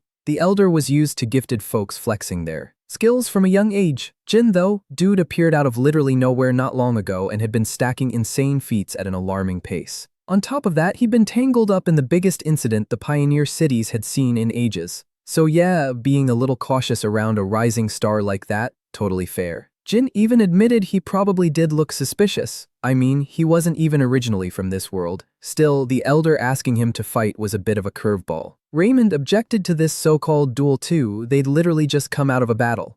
Better to let Jin recover first, right? But the Elder pressed them to accept his terms, dropping the threat of criminal charges if they refused. Bro really said comply or catch a case. Completely unreasonable. Jin felt straight up disrespected, getting cornered like this just because his strength was abnormal. And on top of all that, he wasn't exactly thrilled about throwing hands with an old man. The Elder dropped his staff and apparently read his mind, instantly dissolving all those concerns. He appreciated Jin worrying about his age, but trust him, it really wasn't necessary. After all, the reason he climbed to the rank of Elder was on the merit of his own raw strength. Jin got caught completely flat-footed by the sudden, explosive burst of speed. Using his own brand of mana arts, the Grand Bell Strike, the Elder nearly caved his chest straight in. Jin went flying across the arena until a nearby weapon rack rudely stopped his momentum. Raymond had forgotten to warn him these bald guys, the Britra monks, are elite martial artists with terrifying combat strength. And naturally, the Elder was the strongest of the bunch.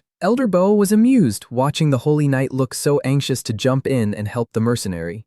At this rate, he joked, he might get jealous and lose control of his strength. Thankfully, Jin locked in after that first hit. He tracked the next attack and slipped his head aside before his skull could get rearranged. He tried to create distance, but his quick-drawn sword got snatched barehanded by the Elder. And Jin would have been in way better shape if the old man hadn't hit the exact same spot the abomination had already wrecked. He checked himself for more damage and was shocked to find it completely healed. Normally, the injuries from the abomination fight would have had him bedridden for a solid 2 weeks minimum. Even the damage from the Elder's first strike was knitting back together at a ridiculous rate. There was a very real chance that eating the abomination's internal core had gifted him that monster's absurd regeneration. And if that was true, jackpot baby hyped. By the discovery, Jin started matching the Elder's aggression head-on. And the Elder didn't look so fragile anymore, dude was completely fired up. Honestly, he'd have loved to keep this fight going forever, but he couldn't keep being this ruthless. Now that the rumors about the Head Crusher's strength were confirmed firsthand, it was time to roll into the next phase of the invest. Using his mental eye, he zoomed in on Jin's soul. Long ago, Elder Bo had sacrificed both of his physical eyes to unlock the third. And through that sacrifice, he gained the ability to pierce clean through the very essence of the human soul. With this gift, he could confirm whether Jin was truly a dark priest or something else entirely, maybe even a new light on the rise. Elder Bo witnessed the exact same image Claire had seen when she peered into the inner world of Jin. Using the light of his third eye, he overpowered the beast at the surface and cracked open what lay beneath. And what he saw was an inner world ripped straight out of his worst nightmares. Jin's soul could only be described as a cage absolutely packed with every conceivable kind of demonic tenant. Doing this little exercise in the middle of active combat, probably not the Elder's wisest decision in hindsight. But Jin didn't capitalize on the old man's dazed moment. He had no clue what was even happening since he couldn't sense Bo's mana. The Elder pulled his gaze back from the soul, but the dread stuck around. Jin's mental world blew way past unpleasant and dove straight into terror. Honestly, it was a mystery how the kid's mind hadn't already shattered. One thing was crystal clear, definitely not a dark priest. This young man was an entirely different breed of beast. Elder Bo snapped back to reality and sincerely apologized for his rudeness. He'd had to invade Jin's privacy to rule out the chance of dark priest infiltrate. And once it was confirmed Jin wasn't playing for the other team, a young woman stepped into the arena. She introduced herself as Cindy, the youngest daughter of the Golden Bug. She wanted to entrust Jin with a mission tied to the dark priests. After introductions wrapped, Cindy and Jin joined Elder Bo for a walk toward a nearby area. She briefed him on the recent spike in abomination incidents, with Pioneer City 3 sitting dead center as the epicenter. On top of that, a ton of the surrounding forests were being corrupted by monster influences. After hours of walking and combing through incident reports, they finally hit their destination. Standing in front of Jin was an organic structure that looked like a monster core except way bigger, anchored into the forest floor and the trees around it. It was a rift core, a phenomenon you only find deep in the demonic kingdom. These things constantly pumped miasmic karma into the air around them. A hand-picked group of priests had been deployed to counteract the effects. They prayed non-stop to purify the air while at the same time plague doctors scrubbed the surface of the rift core to slow the spread. Only through this relentless grind could they keep the rot from creeping outward. Purifying a rift core was clearly no walk in the park, Jin figured. Karma's power should weaken the further you get from the Northern Empire, so a rift core popping up this close to a human settlement could only mean one thing: somebody was deliberately tampering with nature. A dark priest had to be involved. If the abominations and rift cores kept multiplying at this rate, Pioneer City 3, a place humanity had bled to build, would face an existential threat. Worst case scenario, the city falls and the settlers get wiped off the map entirely. Elder Bo and Cindy had been grinding behind the scenes together, and they'd finally pieced together some promising leads pointing to the suspected location of a dark priest base. So with that, they wanted to recruit Jin for an extermination op in 2 weeks. And of course, top-tier compensation, no question. Getting a request from heavy hitters like these had to mean he was finally getting recognized for his merits. Since the op wouldn't kick off for another 2 weeks, Jin stuck around with the Black Marlins until their next job. In broad daylight, Claire was giving him an absolute earful about all the wild torture methods and punishments dark priests get hit with. It didn't take the mercs long to reach their final destination, the city, tucked behind the walls of Urugiz. And this place was massive, not even in the same universe as the tiny pioneer cities Jin had seen so far. Urugiz was also known as the safest location in the demonic king. Maybe one day he could settle down here, but now wasn't the time to be daydreaming about the quiet life. While the caravan took a quick breather before entering the walled city, Jin pulled Holy Knight Raymond aside for a private debrief. After filling him in on the mission, he also told Captain Jonathan and the rest of the Black Marlins his plan to head back to Pioneer City 3 for another job. Comrades part ways when a mission wraps, and yet it always hits a little bittersweet when that day actually comes. When he asked about everyone's future plans, Jonathan's next move was real simple: drink, then drink some more, same energy from the rest of the crew. Claire might be the only one with an actual plan. She intended to scout out new work in the city. Even though the recent payouts had been decent, she was still way short of the funds needed to enroll in the Magic Tower. Jin wasn't familiar with the Magic Tower. Claire explained with a hint of self-deprecation that even though she calls herself a mage, she's really just an enthusiast who pieced together common knowledge. Her skills barely scraped past the beginner level. She'd have no trouble making a living with the magic she'd gathered, but she was ambitious. Claire wanted to learn high-level magic. So she risked her neck day after day as a merc, stacking gold to attend the Magic Tower and turn her dreams into reality. Basically, she was working purely to fund her own education. And Jin found that genuinely admirable. And since it seemed like she needed the money way more than he did right now, Jin pulled out his sack of gold coins and asked if that'd be enough for enrollment. Naturally, Claire immediately refused the free money. She couldn't be that shameless. But Jin insisted this wasn't charity, he just wanted to give back for everything she'd done for him. And before she could refuse again, he dropped the heavy sack right into her hands. He was confident they'd meet again, and maybe by then she'd be a full-fledged high-level mage. Claire was nearly moved to tears. She'd never once received an act of such pure, unconditional kindness. From the bottom of her heart, she thanked him and swore she'd return the favor someday. And with that settled, Jin said his goodbyes to his temporary merc family. He hadn't been with them long, but the bond they'd built was the real deal. Good people in a cruel world. Holy Knight Raymond had already had his own talk with Jin beforehand. He watched the peculiar mercenary walk off into the sunset from a distance.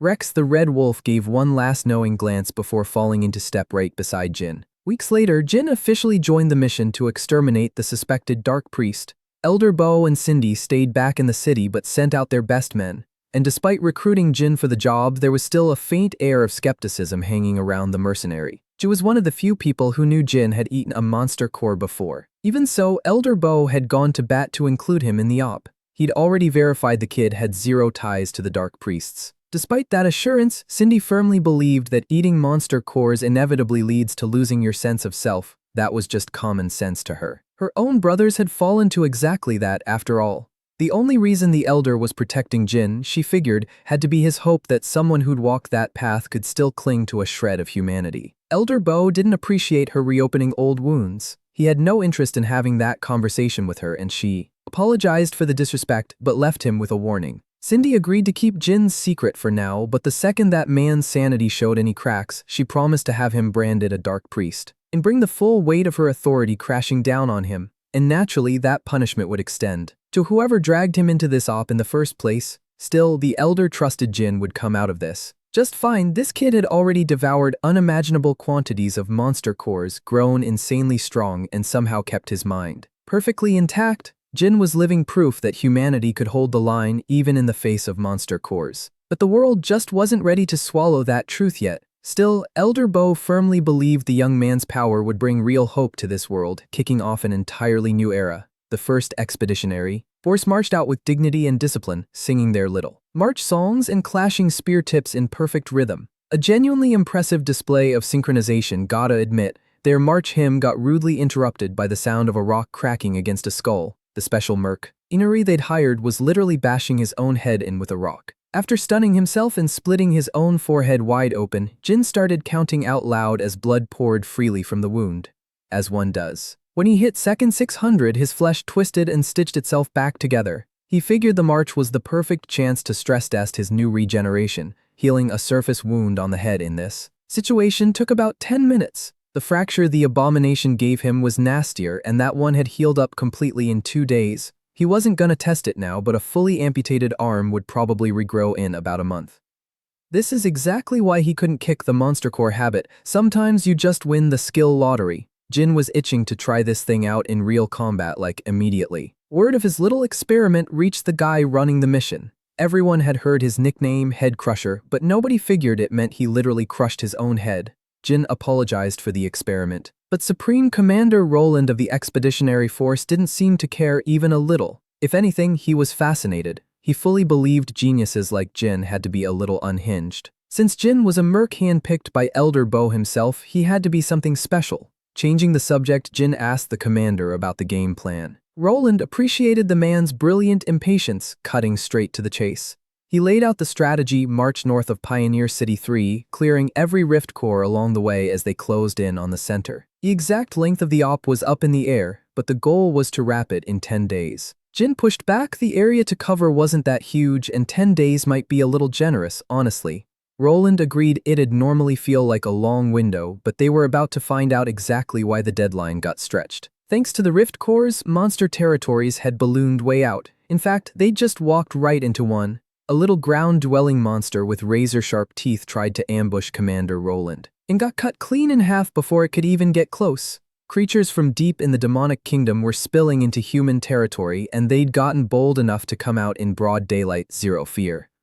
Over the next 10 days, it'd be a non-stop massacre between humans and monsters. The one that lunged at the commander was just the warm-up. Soon the whole expeditionary force got caught in a subterranean ambush. The monsters shrieked and struck from below. That opening assault tore into anyone caught unprepared. One look and he ID'd them as leech rats, except the leech rats he knew couldn't dig. Supreme Commander Roland immediately showed exactly why he got tapped for this mission: unshakable under pressure, orders sharp and clear. He kept tabs on everyone's positions and warned Jin the second he was getting swarmed by multiple leech rats at once. But instead of defending himself, the so-called genius just stood there, completely still, and let the swarm of rodents pile on him with bites and scratches. Commander Roland tried to help, but there were just too many. Once he was completely buried under rats, Jin sprung his plan, dagger in one hand, teeth at the ready. He flipped the whole situation and started chomping into the rats like a rabid dog. The leech rats thought they had him surrounded, but plot twist, he was the one surrounding them. Jin cooked up this unhinged plan for one reason and one reason only: he wanted to inherit a new ability. Sure, the power to dig doesn't exactly scream broken, but he might just snag it. Instead of seeing dangerous beasts, all Jin saw was a little hill of monster cores begging to be devoured. The odds of inheriting a skill were brutally low. Getting a monster's ability was never a sure thing, not by a long shot. But this was the real secret behind his survival in the demonic kingdom for 12 years. He died plenty of times, but hey, that part never mattered. In just a few moments, he crammed around 40 leech rat cores into his mouth and started feeling good. Unfortunately, his inheritance luck was absolutely garbage today. Before he could grab the digging skill, a random soldier spotted the rats blanketing his unhinged little snack session. Jin tried to tell the guy to stay back and hold formation. Unfortunately, these meddling soldiers had no idea. They were supposed to just let him cook and yanked him right out of the rat pile. His rescue only happened because the sacred choir had kicked off its performance. Every perfect note rang out celestially and the effects were dramatic. Every soldier felt raw power surging through them. Killing rats became effortless. Jin felt the choir's buff too, stamina restored, defense cranked up significantly. These sacred songs were basically drugs in audio form. And more importantly, he'd assumed Roland was a swordsman type. Who would have guessed the commander was actually a support main? While Roland performed a gorgeous overture, the expeditionary force launched an all-out assault, and the rat massacre raged on right up until nightfall. Once the force set up camp, a daily performance report got compiled for every single participant. Everyone's individual stats would decide their cut of the reward. That night, the whole camp couldn't stop talking about Jin. The guy bashed his own head with a rock, then chucked himself into a pile of monsters on purpose. And now, some soldiers were watching him dig around in the dirt inside one of the tents. Jin was visibly bummed to find out he'd failed to inherit the digging ability, despite the absurd number of cores he'd devour. Commander Roland spotted him crouched in the dirt and asked if he was alright. Jin apologized for spooking everyone earlier. Roland didn't mind the weird behavior at all. What he was locked in on were Jin's insane results. When the kid hurled himself into the horde, plenty of folks figured he was dead for sure, but he proved his worth with cold, hard numbers. For the official count, Jin had bagged 267 leech rats that day. The average soldier dropped maybe 4 or 5. Even the army's holy knights topped out around 100. Jin's numbers cemented his status as a legit prodigy in the commander's eyes. That said, Jin himself wasn't satisfied with those numbers. If he'd focused purely on hunting instead of sneaking snacks on the side, his kill count would have been about 100 higher. Later, while Roland was settled in his tent, Jin asked if the commander was really part of the support squad. Roland assumed he was about to get clowned for being a support class. But that wasn't Jin's angle at all. He'd just been dead wrong about Roland's fighting type. His expectations got completely flipped. Commander Roland admitted that deep down he's the kind of guy who dreams of charging into battle sword swinging. But the main reason he joined the Alliance of Order was to fight for the countless people who'd lost their homes and loved ones to the expansion of the kingdom of Moniako. In a world this brutal, he chose the role that would help the most people. He's only a touch above average with a sword, but his musical abilities, top tier. Jin was genuinely caught off guard hearing Roland's motivations. He'd assumed the guy would be some insufferable prodigy-obsessed type. But nah, turns out he was just a genuinely good dude doing his absolute best for humanity. Jin's respect for the commander shot through the roof after that conversation. 7 days had passed. The 10-day deadline was barreling toward them fast. The expeditionary force had made huge progress pushing deep north, dismantling rift core after rift core along the way. They'd faced every kind of monster imaginable, goblin types, beast rabbits, you name it, they slaughtered it. And the deeper they pushed into the expanding demonic kingdom, the more brutal the encounters got. Miraculously, the soldiers' morale was actually higher than when they first set off on the march. Up on the front line, one man was carrying the weight of an entire army on his shoulders. He shredded through monsters effortlessly, didn't matter the type, didn't matter the size, anything that stepped into his path got flattened. And no, he wasn't out here slaughtering beasts out of the kindness of his heart. Obviously, he was after those juicy monster cores. Sadly, his luck had been absolutely cursed. For the past week, every single core he bit into was a total dud. Commander Roland got reports of Jin's frontline exploits and was completely astonished. He couldn't help but laugh that one single merc was outperforming an entire army. The Alliance of Order's pride had to be taking a serious L right about now. One of the Holy Knights insisted this was no laughing matter. His soldiers had gotten way too complacent while Jin racked up an absurd pile of contribution points. Roland chose to spin it as a positive. Thanks to Jin's reliability, they'd barely taken any casualties. And their destination was right around the corner. Wouldn't it be smarter to rest up while they still had the chance? Deep in the demonic kingdom, an important gathering was underway. The Dark Priest Summit was in session. A masked man was less than thrilled with the Alliance's progress. Well, they had basically rolled out a red carpet straight to their base by planting so many rift cores everywhere. But the witch nun who'd turned the Golden Bug's sons into an abomination insisted her chosen one had already prepped for this exact scenario. He surely wouldn't let the group down. One she called the youngest firmly believed defenders always have the edge over attack. Sure, these annoying humans had reacted a touch earlier than expected, but nothing in their grand dark plan had actually changed. The next day, Commander Roland ran headfirst into a troubling dilemma. Up ahead was a dead end, a massive abyss draped in an intricate web of extra-durable spider silk. And lurking down in the dark, giant spiders the size of small cars. According to the priests, the demonic kingdom's corrupted energy was concentrated in that enormous pit right in front of them. In all his years of service, Commander Roland had never even heard of a place like this. It was deeply unsettling, an abyss crawling with monsters in the dark. And the moment they sensed the army's presence, the creatures made their move. Jin stepped up to the commander with a hint of doubt. Something felt off about the forces of evil picking an abyss to hide in. Normally it'd be way more advantageous to fight from high ground, right? Roland figured the depth was about avoiding detection, but honestly a tunnel would have worked way better, in Jin's opinion. This whole operation reeked of a setup. But before they could dig any deeper into that hunch, everyone's attention snapped to their flank. Something massive had smashed through their lines, launching and battering soldiers left and right. They were getting sieged by a pack of wild Bigfoot. In this world, Bigfoot is a colossal monster standing anywhere from 4 to 7 meters tall with monstrous physical strength. And the largest Bigfoot leading the charge wore a venomous snake coiled around its neck like a living weapon. The sheer chaos this sadistic white-haired Bigfoot could unleash was immense. In one motion, it literally ripped a chunk of earth straight out of the ground, sending every soldier in the area airborne, a deliberate move, designed to fling the annoying humans straight into the abyss. And the second those poor souls hit that sticky web, it was basically game over. They struggled to tear free from the web's vicious grip. No luck. Moments later, the architects of that web showed up. Hungry spiders sensed the trapped prey. Dinner's served. Commander Roland made the snap call to prioritize dropping the Bigfoot, to stop more of his men from tumbling into that deadly pit. He and his sacred choir prepped enhancements and every flavor of support magic to fortify the team. And while everyone else was panicking and fighting for their lives, the real demon was watching with a grin. Instinctively pegging him as the army's biggest threat, the Bigfoot boss came charging violently straight at Jin. Jin sidestepped the first attack, letting the Bigfoot's massive strike whiff completely. Commander Roland and the soldiers watched in pure horror at the situation unfolding right in front of them. The biggest of the group wasn't just the strongest, it also wielded that annoying snake as a weapon. Eventually, the Bigfoot managed to drag the fight down into the abyss. It'd be a real shame if Jin died from fall damage of all things.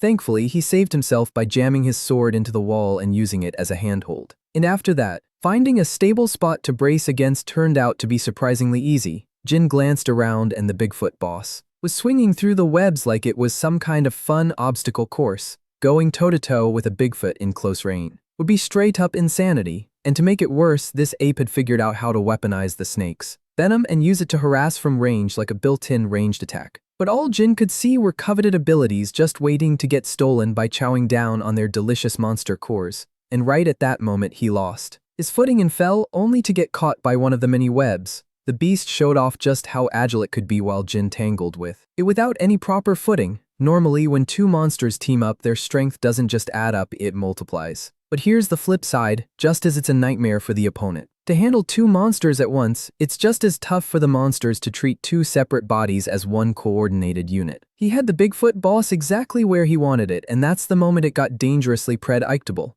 Bigfoot swung another whiffed punch, cracking open a window for a counter, but instead of going for the big ape first, he went for the snake. The poison launcher never saw it coming. Watching its partner's head get cleaved clean off its body, the Bigfoot let out an anguished roar. At that point, it was basically over. Jin gave a masterclass in how to efficiently hunt two synergistic monsters at once. With its combat power now gutted, the Bigfoot got dropped with ease, head lopped off to match the snake's bloody ending. After bodying the Bigfoot boss, Jin quietly farmed for a sec, even though nobody was watching. All in all, it had been a pretty solid fight for a Guardian tier enemy. Then out of nowhere, the snake's essence mysteriously drifted toward his position. That peculiar essence was clearly radiating off the monster's exposed core. A strange sensation, but not strange enough to lose sleep over. So without hesitating, he bit into that snake core ball just like he'd done countless times before, and surprisingly, he devoured the entire thing in just a few bites. And then he bled from every orifice. That peculiar essence he'd felt, it was connected to something. He'd developed the ability to sense which cores actually carry inheritance potential. He's eaten so many at this point that picking up all kinds of wild abilities wouldn't even be surprising. Jin was hyped to see what skill he'd snagged, but he might have to field test it in a real fight very soon. A blast of fire lit up the bottom of the abyss, erupting out of one of the many caverns. Whoever cast that spell clearly enjoyed the beautiful little explosion. The youngest member of the Dark Priests finally revealed himself, and assuming Jin had been vaporized, he laughed at him for getting so cocky in enemy territory. His laughter died the instant he heard someone clicking their tongue in pure annoyance. From the flames, a man stepped out. Clothes burned clean off, but his tough, scaly skin stayed completely intact. Jin was kinda annoyed he'd inherited this defensive ability instead of the venom launcher. honestly bugged him more than the flames that just tried to fry him. Scanning his surroundings, he clocked the loser responsible for torching his outfit. He quickly confirmed he hadn't gotten the ability he actually wanted. Stone skin was the consolation prize, and okay, it did look pretty useful. Definitely a skill worth looking into later, but he'd really rather not test the armor against another direct hit anytime soon. He raised his sword and deflected another mass of flaming mana. The fight was far from over. Witch Hat Crackhead couldn't believe some shirtless drifter had blocked his attack twice. He'd heard of Jin before. The Dark Priests had labeled him a lunatic who rubs shoulders with humans while devouring monster cores, so to match Jin, he unleashed the very power that makes Dark Priests so terrifying. He went all out, releasing the spider legs fused to his spin. Instead of chucking fireballs all day, he engaged Jin in close quarters combat. On paper, wildly unfair, a guy with one sword against a man rocking 8 extra limbs built purely for killing. After the first exchange, Jin had to completely reassess his opponent. It was the first time he'd run into someone wielding monster inheritance this freely. If this guy was like him, he might have scored those lethal appendages by eating a monster core. Witch Hat had been waiting to face Jin ever since he first heard of him, so grateful he could practically cry, and apparently his abilities even extended to controlling the population of spider monsters lurking in that cursed pit, which definitely complicated things for Jin. The creatures kept a safe distance from the main target, letting their masters' ranged attacks do the heavy lifting. Some spiders spat fire, others spewed poison gas. Combined, the fire and poison made an attack he absolutely could not ignore. The intensity was overwhelming, and for any other fighter, the effects would have been straight-up lethal. And even while containing that rain of attacks, he got swallowed up by the stinking fire. The explosion ripped all the way up to the surface, alerting Commander Roland. Despite taking a final hit with nowhere to run, Jin pulled through on sheer willpower and that exceptional defense. Crackhead was fascinated he'd actually survived. He'd never met a human who could tank his perfectly choreographed direct hit. At this point, non-human was honestly the more accurate label. His stone skin armor was cracked in a few spots, but the flesh underneath had only taken minor bruising. Admittedly, even Jin was surprised by just how potent the poison gas and fire combo turned out to be. As expected, Dark Priests are not to be slept on. After softening him up with the stench and the heat, Witch Hat launched himself at Jin, using those razor-sharp spider legs as retractable weapons, going after the barely recovered enemy. But from the wild grin plastered on Jin's face, he seemed to be absolutely loving every second. He'd been dying to test his close-range skills in a real fight. The spider legs gave a brutally unfair edge over a single sword, and it was getting painfully clear that Jin needed to switch up his strategy. You can't just block and parry forever, so using mana arts, Jin powered up his blade, and with that extra burst he managed to deflect a spider leg attack and briefly stun his opponent. Sadly, he couldn't capitalize on the stun because this fight was never one-on-one. Just as things started tilting in his favor, the fire and poison gas came roaring back. Once again, Jin had to grit through getting roasted in seasoned venom. Frustrated, he thought about dealing with the annoying spiders first. But that wouldn't be easy with a Dark Priest glued to his back. His internal organs had taken serious damage from the flames by now. His regeneration and stone skin were keeping him standing, but they were nearing their limit.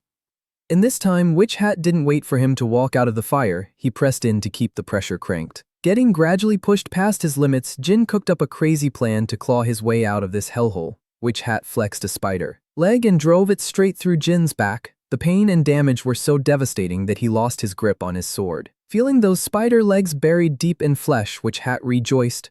He cackled like a maniac while pinning Jin in place, twisting the wounds wider in increasingly bloody ways. He'd never run into an enemy this fascinating. Now he got why the other Dark Priests had wanted to leave him alone. Even in this dire spot, Jin had fought brilliantly, blocking supposedly unstoppable attacks and even busting out mana arts. He was clearly a talent way too valuable to just kill. Letting him bleed out here would be a flat-out waste. So the Dark Priest graciously released his agonizing grip. Rather than fighting to the death, Witch Hat wanted to extend a very special offer. All he had to do was join the Dark Priests and his life would be spared. Listen up. While slowly bleeding out, Jin answered with a dismissive laugh. Witch Hat insisted his offer wasn't as bad as it sounded. End of the day, he believed people who'd inherited monster abilities were special. It was those ordinary, nothing special humans who were out here trying to ban the power of inheritance. They'd kill anyone they so much as suspected of being a Dark Priest. Witch Hat warned Jin that one day he'd be treated no differently from someone on the dark side. So far, he'd just been lucky to ride with the relatively tolerant alliance of order. The moment the wrong people found out about his monster core ability, they'd stop seeing him as a regular human, so Witch had extended his hand to a fellow freak take it. And he could join people in the exact same boat. Not only that, guaranteed path to getting stronger and racking up even more power. Jin just listened in silence as the weirdo rambled on, trying to recruit him. He was cursing under his breath, because if there's one thing he absolutely cannot stand, it's people who never shut up, that pure contempt. For chatterboxes awakened something like an eager demon inside him, something dying to teach Spider Freak a lesson. He'd have preferred not to play this card if he could help it, but his current situation left him no choice. His eyes flared crimson as a transformation began. The malnourished Spider-Man felt something shift in the air, like the terrifying theme music of a boss fight had just dropped. Jin stayed seated, but the ominous aura pouring off him made him completely unapproachable. Spider Freak started to sense a real threat closing in on his life. He pushed his scaly stone skin out for thicker armor. The unknown material crawled across Jin's entire body. As the sinister aura swelled, facing the dark priest who dared to take him seriously, Jin had one biting question: how could a wolf ever serve a dog? Spider Freak was rattled. Who would have guessed the guy who'd been religiously eating monster cores this whole time had been sandbagging his real power the entire time? In a panic, he turned to his children, the spiders, to reduce Jin to ash. Jin answered with the hammer of God, divine punishment raining straight down from above. Black streaks of concentrated mana swarmed Spider Freak, and while he scrambled to save himself, the spiders on the walls were getting systematically wiped out, one by one. Final black streak, stronger than everyone before it, slammed into the dark priest with pure, overwhelming force, and he finally understood just how massive the power gap between them truly was. He could only wonder what kind of monster core you'd have to eat to wield destructive power like that. It was like fate itself was dancing in the palm of Jin's hand. Spider Freak clawed and struggled to break free from the crushing pressure. He pulled it off, but only after burning through absolutely everything he had. Now every single cell in his body was screaming at him to run and never look back. Jin apparently read his mind and in the blink of an eye vanished and reappeared right behind his prey. Spider Freak desperately tried to escape, but Jin grabbed his spider legs from behind. Like cracking open a perfectly assembled crab, Jin tore Spider Freak's legs off one by one. With superhuman strength, he made that loser feel every excruciating wave of pain with every single pull. The spider legs, severed and gushing blood, left the dark priest kneeling in defeat. A last-second adrenaline surge gave him just barely enough for one desperate escape attempt. The loud-mouthed loser who'd tried to recruit Jin was gone. In his place, a pathetic insect who'd say literally anything to be spared. He claimed people who eat monster cores should stick together, that in this cruel world they could build something way more beneficial if given the chance. But there was only one kind of help he could actually offer Jin. He could start bargaining for his life in exchange for intel on the other dark priests. Spider Freak screamed at him for being a hypocrite. They used the same power, and yet Jin was rolling with humans who'd ditch him the second it got convenient. But Jin had zero interest in debating philosophy. He just wanted an answer to his very simple request. Realizing this incomprehensible thing would genuinely kill him if he didn't cooperate, Spider Freak suddenly got real willing to rat out his team. But too late, Jin had already decided this guy was way too much of a liability. He'd already handed the loser one chance to save himself and he didn't take it. So Jin overloaded his entire being with vicious mana. Spider Freak's last words before getting erased were a pathetic little curse aimed at his killer. And the divine punishment lived right up to its name. Jin wiped that insect out of existence without leaving a single trace. With the threat neutralized, he gradually powered down that mysterious monster form, but before the gray scales faded, blood came gushing from his wounds. He wiped it from his nose, his mouth, his ears, and the second all that accumulated damage finally caught up with him, Jin's body collapsed at the bottom of the abyss. The exhaustion was unreal. He'd lost way too much blood. Which is exactly why he tries to avoid that form whenever possible. He'd only used it for a moment, but the toll on his body was devastating. His parameters were completely burned out. He knew that once his eyes shut, whether he'd ever open them again was a total coin flip. Thankfully, Commander Roland and a few of his trusted men showed up just in time to rescue him, and he was grateful for the timing. Looked like everything worked out in the end. Roland called for a stretcher to get Jin the medical attention he badly needed. The commander surveyed the aftermath of the battle and honestly couldn't even imagine what went down in that dark corner of the world. Once the mission wrapped, everyone headed back to Pioneer City 3. The medics did everything they could to stabilize Jin. And now he was in recovery. When he finally cracked his eyes open, he was no longer in that damp spider den. His whole body screamed in pain. The only thing that genuinely surprised him that he'd actually survived the run-in with the Dark Priest. While he was still piecing his thoughts together, a maid walked in, assuming he was still out cold. She bolted right back out to report that the mercenary had woken up. And the first one to come barreling in, none other than Commander Roland. According to the Bard commander, Jin had been knocked out cold for 3 whole days, which was a wildly long recovery, considering his new regeneration ability was supposed to be fast-tracking the whole healing thing. Roland explained that his men mopped up most of the remaining nearby rift cores after Jin took out the main threat. Casualties were minimal and the expedition was a success, all thanks to Jin. And Jin liked feeling appreciated, but extraordinary contributions naturally deserve an equally generous reward. Before they could get into exactly what kind of compensation he was owed, another man walked into the recovery room. Priest's uniform, glasses hiding his eyes, talking with firm, composed dignity. Behind him stood a wall of stoic guards. Mr. Glasses repped the Alliance of Order and wanted to take Jin's testimony on the expedition. The Alliance wanted to know exactly what kind of opponent he faced and how he fought it in as much detail as humanly possible.